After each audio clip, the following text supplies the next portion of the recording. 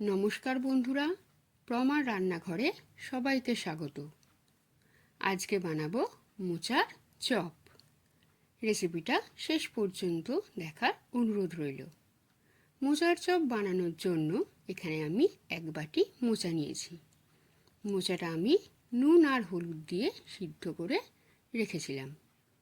এবার এর মধ্যে একটা সিদ্ধ করা আলু দিয়ে দিলাম। আলু আর মোচাটা ভালোভাবে মেখে নিয়ে এর মধ্যে একে একে দিয়ে দেব হলুদ গুঁড়ো, লঙ্কা গুঁড়ো আর গরম মশলা গুঁড়ো। এবার সমস্ত কিছু ভালো করে মিশিয়ে নেব। কড়াইতে সামান্য তেল দিয়ে তেলটা গরম হলে দিয়ে দেব রসুন বাটা। রসুনটা ভালো করে ভাজা হয়ে গেলে এর মধ্যে দেব আদা বাটা।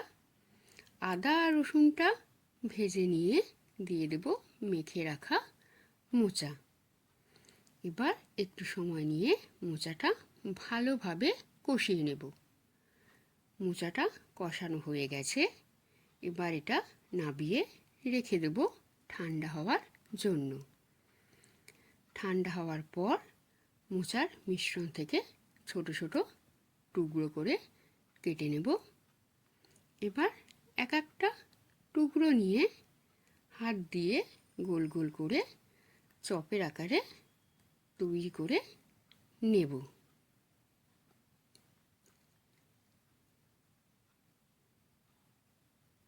এবার একটা বাটির মধ্যে কিছুটা বেসন আর জল দিয়ে একটা ব্যাটার বানিয়ে নেব।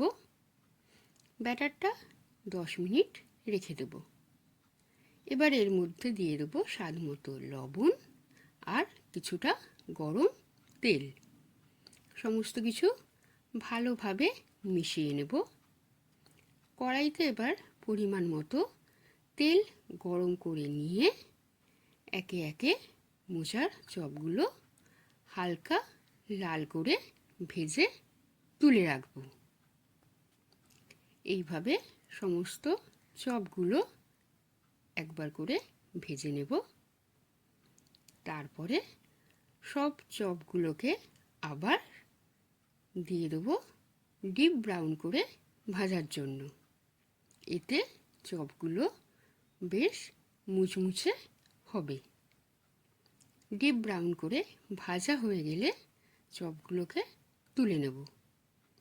তৈরি হয়ে গেল মুচমুচে মোচার চপ। রেসিপিটা শেষ পর্যন্ত দেখার জন্য ধন্যবাদ। আবার দেখা হবে পরবর্তী নতুন ভিডিওতে। রেসিপিটা যদি ভালো লেগে থাকে তাহলে লাইক, কমেন্ট, শেয়ার আর চ্যানেলটা সাবস্ক্রাইব করে দেবেন।